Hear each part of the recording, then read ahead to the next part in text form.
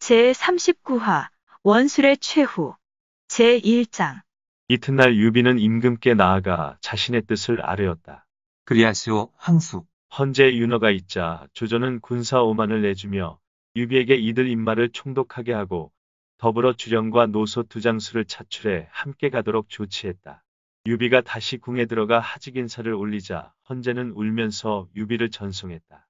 관사로 돌아온 유비는 밤을 도와 무기를 수습하고 말과 안장을 손본 다음 임금으로부터 받은 장군 도장을 허리에 차고 서둘러 길을 떠났다.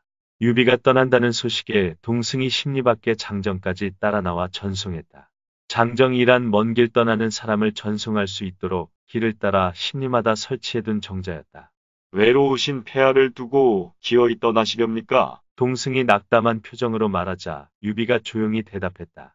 국국께서 참고 기다리시면 제가 다음에 반드시 보명할 기회가 있을 것입니다. 보명은 명령받은 일을 처리한 뒤에 보고한다는 뜻이다. 유비가 사용한 이 말은 표면적으로는 원수를 치라는 칙명을 완수하고 돌아와 보고하겠다는 것이지만 실제로는 조조를 치라는 밀조의 뜻을 이행하고 나서 보고하겠다는 뜻이었다. 유비는 뜨거운 눈빛을 보냈고 동승도 의미심장한 눈빛으로 받으며 말했다. 부디 그 일을 유념하시고 폐하의 마음을 저버리지 마시오. 유념하겠습니다. 동승이 말머리를 돌려 돌아가자 관우와 장비가 말을 타고 유비를 따라가면서 물었다. 형님, 이번 출정은 왜 이렇게 서두르시는 거예요? 사실 이제 하는 말이지만 나는 허도에서 새장 속에 갇힌 새여 그물에 걸린 물고기였다.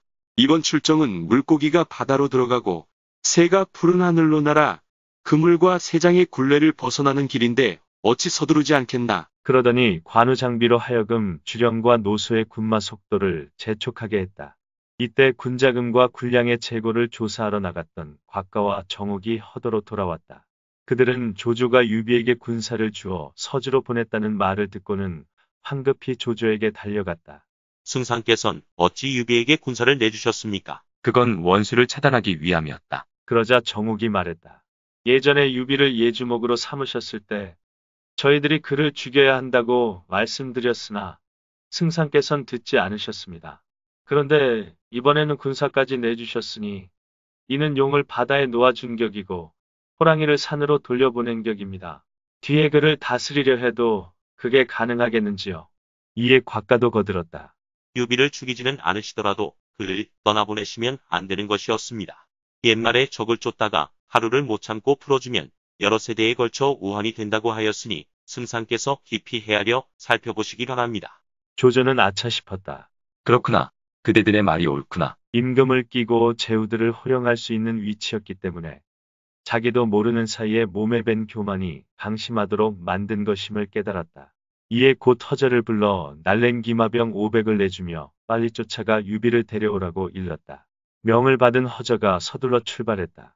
사흘째 되는 날 앞에서 길을 가던 유비는 뒤쪽에서 흙먼지가 있는 것을 보고 관우와 장비에게 말했다. 저건 필시 조조의 추격병일 게다. 그렇게 말한 뒤 군영을 세우고 관우와 장비에게 각기 무기를 들고 양쪽에 서 있도록 했다. 이윽고 도착한 허저는 병력이 삼엄하고 무기가 정연한 것을 보고 말에서 내린 뒤 군영으로 들어가 유비를 뵈었다. 공은 무슨 일로 여기까지 왔소? 유비가 묻자 허저가 대답했다. 승상의 명을 받고 왔습니다. 장군과 급히 상의할 일이 있으니 꼭 모셔오라고 당부하셨습니다. 장수가 군사를 이끌고 밖에 나오면 임금의 명도 받지 않을 때가 있다 하였소. 더구나 나는 임금을 뵈었고 또 승상의 명도 직접 받은 터라 따로 상의할 일도 없으니 공은 속히 돌아가서 승상께 그대로 전해주시오. 유비의 말은 부드러웠으나 그 뜻은 거절이었다. 이에 허저는 여러 각도로 생각해 보았다. 거절이로구나. 하지만 무예가 출중한 관우와 장비가 저렇게 버티고 있으니 완력으로 끌고 갈 도리가 없다. 따는 승상께서 유비와 줄곧 친하게 지내셨다. 또 나에게도 유비를 데려오라고만 하셨지 싸우라고 명하신 것은 아니니 일단 돌아가서 유비의 말을 전하고 따로 재가를 받는 것이 좋겠다. 그렇게 결론을 내린 허저는 유비에게 작별 인사를 한 뒤 군사를 이끌고 돌아왔다. 즉시 조조를 뵙고 유비의 말을 그대로 전하자 조조는 어찌해야 할지 선뜻 결정을 내리지 못했다. 그러자 정욱과 곽가가 말했다. 유비가 회군하지 않은 것을 보면 마음이 변한 것을 알 수 있습니다. 그런가? 주령과 노소 두 사람을 붙여놓았으니 유비가 감히 변심하지는 못할게야. 헌데 이미 보내놓고 난 뒤에 후회하면 뭐하겠나. 그리고는 더 이상 유비를 쫓으려 들지 않았다. 이렇게 조주의 소나기를 벗어난 유비를 뒷사람은 다음과 같이 읊었다. 병마를 수습하여 서둘러 가면서도 마음은 옥디 속에 임금 말씀뿐이니 쇠오리를 부수고 달아나는 범처럼 교룡은 삿을 끊고 소굴을 벗어났네. 제2장. 한편 서량태수 마등은 유비가 떠나는 것을 본 데다 변방의 정세가 급하다는 보고를 받고 역시 서량으로 돌아갔다. 유비가 군사를 이끌고 서주에 이르자 조조가 임시로 임명한 대리자사 차주가 마중을 나와 영접했다. 이어 베풀어진 공식연회가 끝나자 손건과 미축 등이 유비를 만나러 왔다. 서주시대의 측근들과 만난 뒤 유비는 실로 오랜만에 가족들이 있는 옛집으로 돌아왔다. 그는 우선 노모의 방에 들어가 그 앞에 엎드려 큰절부터 드렸다. 어머니 비가 돌아왔습니다. 오그래 아비니야. 노모는 눈물을 글썽이며 유비의 손을 만지고 얼굴을 쓰다듬었다. 이즈음은 노쇠하여 눈도 어둡고 걸음도 잘 걷지 못한다고 했다. 그러나 총기만은 여전했다. 어머니 비가 이번에 임금님을 뵈었습니다. 임금님께선 종족세보를 조사시키시더니 저더러 짐의 숙북벌이 되시는구려 하고 기뻐하셨습니다. 이렇게 하여 오랫동안 묻혔던 우리 집안도 다시 한나라 황실계보에 오르게 되었습니다. 이게 다 어머님께서 저를 어릴 때부터 훈계하신 덕입니다. 오냐 지하에 계신 네 조상님들께서도 기뻐하실 게다. 유비의 말을 알아들은 노모는 다시 눈물을 흘렸다. 이어 아내들과 아이들이 모두 들어와 기쁨을 함께 나누었다. 그러나 가족들과의 해후만을 즐기고 있을 형편이 아니므로 곧 사람을 풀어 원술의 동태를 살펴보게 했다. 얼마 후 척후가 돌아와서 보고했다. 원술은 지나친 사치로 민심이 이반된 데다가 근래에는 수하장수 뇌박과 진란 등이 모두 첨산으로 들어가 버렸다고 합니다. 명성과 위세가 땅에 떨어진 원술은 임금 칭호를 양보하겠다는 서찰을 보냈고 이에 원소는 사람을 보내 원술을 데려오게 하였습니다. 그러자 원술은 임금 노릇할 때 궁중에서 쓰던 기물들과 인마를 챙겨 회남을 떠났고 현재 서주 쪽으로 오고 있답니다. 이에 유비는 원술이 곧 당도할 것으로 보고 관우 장비 주령 노소와 함께 군사 5만을 이끌고 나가다가 이쪽으로 오던 원술의 선봉장 기령과 정면으로 마주치게 되었다. 장비는 그를 보자마자 말을 몰고 달려나갔다. 그리고는 말도 건네지 않은 채 기령의 면상을 향해 창부터 내질렀다. 원술의 상장인 기령은 이미 몸과 마음이 지쳐 있어 장비와 힘써 겨룰 마음이 없었다. 그래서 이리저리 피하니 장비는 10여 한 만에 크게 호통을 치며 기령의 목을 찔러 말밑으로 떨어뜨렸다. 이렇게 되고 싶거든 누구든지 앞에 나오거라. 그리고 창을 휘두르며 앞에 선 장수들을 차례로 쓰러뜨리니 기령의 선봉군은 사방으로 흩어져 달아났다. 이에 뒤쪽에 있던 원술이 직접 군사를 이끌고 싸우러 나왔다. 유비는 군사를 세 길로 나누어 주령과 노소는 좌측, 관우와 장비는 우측, 유비는 중앙을 맡아 대적할 차비를 차렸다. 드디어 적군이 가까이 이르자 유비는 영문 깃발 밑으로 나아가 원수를 향해 크게 꾸짖었다. 내가 반역을 하고 도리에 어긋나기에 임금의 조서를 받들어 토벌하러 왔노라. 내 스스로 손을 묶고 순순히 항복하여 죄사함을 받으라. 뭐야? 돗자리나 팔던 놈이 감히 나를 능멸해. 의병을 이끌 때부터 유비를 무시하던 원술은 아직도 그 시각을 버리지 못하고 유비를 욕했다. 임금의 칭호까지 사용했던 그가 돗자리 장수와 직접 대결하기는 싫었던지 3군 호전 군사에 총공격 명령을 내렸다. 이와 함께 원술의 대군이 들판을 덮으며 달려오자 유비의 군대는 잠시 뒤로 퇴각했다. 그러자 왼쪽에서 대기하고 있던 주령 노소의 군사와 오른쪽에서 대기하고 있던 관우 장비의 군사가 일제히 쏟아져 나와 원술군을 공격했다. 이에 퇴각하던 유비도 군사를 되돌려 원술군을 공격했다. 불시에 삼면을 포위당한 원술군은 뚫린 방향으로 달아났으나 추격군에 찔리고 배임을 당해 온 들판을 시체로 뒤덮었고 그 피가 도랑을 이루어 흘렀다. 구사일생으로 목숨을 건진 원술은 겨우 군사를 수습해 달아나는데 산모퉁이에서 또다시 함성이 일더니 한때의 군마가 쏟아져 나왔다. 지난날 원술의 수하장수로 첨산에 숨었던 뇌박과 진란의 무리였다. 원술은 그들에게 군자금과 군량 말먹이 풀을 모두 빼앗겼다. 그래서 수춘으로 되돌아가려다 또다시 도둑대의 습격을 받아 강정에 머무를 수밖에 없었다. 남은 무리를 수습해보니 1천여 명인데 그나마도 절반은 쓸모없는 태물관리들과 늙고 힘없는 일족, 아니면 부녀자들이었다. 게다가 삼복대라 더위에 숨이 막혀 기운을 차리기도 힘든데 양식마저 떨어져 남은 것이라고는 보리 30섬이 전부였다. 앞으로의 싸움을 고려하여 우선 군사들에게만 나누어 주다 보니 가족들은 먹지 못해 굶어 죽는 사람이 많았다. 궁에서 좋은 음식만 먹던 원술은 거친 보리밥이 목에 넘어가지 않았다. 그래서 음식을 맡은 군졸에게 명했다. 이거 어디 먹겠느냐? 갈증을 풀게. 꿀물이나 좀 가져오너라. 그러자 군졸은 안간히 달린 침상에 기진맥진 늘어져 있는 원수를 바라보며 비웃었다. 꿀물 같은 소리 하고 있네. 군사와 백성을 다 잃은 마당에 어디 가서 꿀물을 찾는단 말이오? 갈증이 나신다니 핏물. 아니면 마로줌이나 좀 갖다 드릴까요? 야유를 들은 원술은 몸을 부들부들 떨며 탄식했다. 아, 나 원수의 신세가 이 지경에 이르렀구나. 그러더니 침상 아래로 쓰러져 피를 한 마리나 토하고 죽었다. 건한 4년 6월의 일이었다. 이 비참한 최후를 두고 뒷사람은 다음과 같이 읊었다. 한 마리의 군사들이 도처에 일어나자 분수 없는 원술은 미친 듯이 날뛰며 대대로 공경볕을 누려온 은덕 있고 저 혼자 느닷없이 임금이 되겠다고 포악하고 사특하게 전국세 뽐내면서 하늘의 조짐이라 방자히 떠들더니 목말라도 꿀물은 얻어먹지 못한 채 빈 침상 홀로 누워 비토하고 죽었네. 정사 삼국지는 원술이 사치스럽고 음탕하며 방자하게 굴었기 때문에 영화가 오래가지 못하였으니 이는 자업자득이었다고 평했고, 후한서는 원술은 비록 명예를 자랑스럽게 여기고 기발한 것을 숭상하였으나 천성이 교만하고 방자하여 자신은 존중하지만 남은 짓밟았다는 평을 실었다. 원술이 죽자 조카 원윤이 영구를 모시고 원술의 처자들과 함께 여강태수 유훈에게 몸을 의탁하러 가다가 도중에 서굴한자의 습격을 받아 모두 피살되고 말았다. 그 가운데 원술의 딸과 아들 요만이 요행이 목숨을 건져 유훈에게 몸을 의탁했으나 이들 남매는 여강을 점령한 손책에 의해 딸은 손책의 후궁으로 아들은 낭중 벼슬을 주어 강동에 살게 되는데 이는 아직 뒤의 일이다. 원윤 일행의 행장을 뒤진 서구는 전구곡세를 찾아내자 얼른 허도로 달려가서 조조에게 바쳤다. 그렇지 않아도 전구곡세를 갖고 싶었던 조조는 크게 기뻐하며 서구를 고릉태수에 봉했다. 제3장 한편 유비는 원술이 죽었다는 것을 알게 되자 표문을 써서 조정에 상주한 뒤 조조가 자신에게 붙여놓았던 주령과 노소를 불러 서찰 한 통을 내주며 말했다. 원술이 죽었으니 두 분은 허도로 돌아가서 이 서찰을 승상께 전해주시오. 유황수께선 안 가십니까? 나는 서주방비가 허술하니 이곳에 남겠소.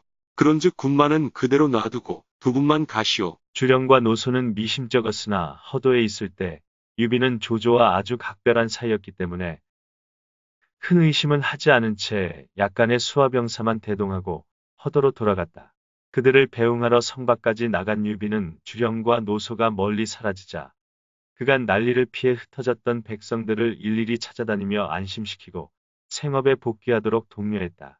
한편 허도로 돌아간 주령과 노소의 보고를 들은 조조는 버럭 소리를 질렀다. 뭐야? 내 군사 5만을 남겨두고 둘이서만 올라왔다고? 이런 한심한 자들을 보았나? 그리고는 칼을 빼 두 사람의 목을 치려하자 배석했던 순욱이 간했다. 지휘권이 유비에게 있으니 두 장군도 어쩔 수 없었을 것입니다. 그 말에 맥이 빠진 조조는 슬며시 칼을 거두었다. 순욱이 다시 말했다. 일이 이렇게 된 이상 서주를 다스리고 있는 어기 장군 차주에게 서찰을 보내 안에서 도모하게 하시지요. 응, 그거 좋은 계책이로군. 조조는 곧 차주에게 사람을 보내 서찰을 전하게 했다. 기회를 보아 유비를 죽이라는 내용이었다. 서찰을 읽어본 차주는 즉시 진등을 불렀다. 그는 조조를 도와 여포를 치는데 공을 세워 던진 등이 이번 원수를 치는데 유비를 따라가지 않은 것을 보고 조조 사람인 것으로 파악하고 있었던 것이다. 차주가 자초지종을 이야기하자 진등이 말했다. 이런 일은 식은 죽 먹기입니다. 지금 유비는 성 밖으로 나가 백성들을 안정시키고 있으니 하루 이틀 더 있어야 돌아올 것입니다. 그러니 장군께선 군사들을 옹성 부근에 매복시키고 마중 나가는 것처럼 기다리고 계시다가 유비의 말이 다가오면 단칼에 쳐 죽이십시오. 저는 성 위에서 활을 쏘아 뒤따르는 군사를 막겠습니다. 그러면 일이 깨끗이 정리될 것입니다. 아주 좋은 생각이요. 차주는 기뻐하며 그 계책을 따르기로 했다. 차주와 헤어져 집으로 돌아온 진등은 아버지 진규에게 차주와 만났던 일을 자세히 말씀드렸다. 그러자 진규가 말했다. 현덕은 어진 사람이다. 우리 부자가 조조의 녹을 받는 것은 사실이지만 그렇다고 현덕을 죽게 내버려둘 수는 없느니라. 네 생각은 어떠냐? 저도 차주와 한 말이 본심은 아니었지요. 그럼 현덕에게 이 일을 빨리 알리거라. 그리하겠습니다. 아버지의 명을 받은 진등은 나는 듯이 말을 달려 사실을 알리러 갔다. 마침 유비보다 한 발 앞서 성으로 돌아오던 관우 장비를 만나자 진등은 그들에게 차주가 조조로부터 밀명을 받은 일과 자신이 차주에게 일러준 계책을 알려주었다. 내 차주인가 피주인가 하는 놈을 당장 죽이고 오리라. 장비가 장팔 3호를 들고 즉시 달려가려 하자 관우가 말렸다. 안 된다. 저들이 옹성가에 숨어 우리를 기다리고 있는데 우리가 가면 반드시 해를 입게 된다. 내게 차주를 죽일 계책이 있다. 밤에 조조군으로 위장하고 서주로 가서 차주가 맞으러 나오도록 유인한 다음 기습하여 죽이자. 그거 좋소. 그렇게 합시다. 준영. 장비나 관우가 데리고 있는 부하들은 원래 조조가 유비에게 내준 군사들이라 군복이 조조군과 똑같았고 깃발도 조조군의 것이었다. 그날 밤 삼경이 되자 그들은 성문 앞으로 다가가 문을 열라고 외쳤다. 성에서 파수병이 물었다. 누구냐? 그러자 관우와 장비의 군사들이 일제히 대답했다. 조승상께서 보내신 장문원의 인마요. 보고를 받은 차주는 성 위에 올라가서 진등과 상의했다. 만일 나가서 맞지 않는다면 의심을 살 것 같고 그렇다고 나가서 맞자니 만에 하나 속임수라도 있을까봐 두렵구려. 그러자 진등은 차주를 편드는 척하면서 은근히 심적인 압박을 가했다. 글쎄요.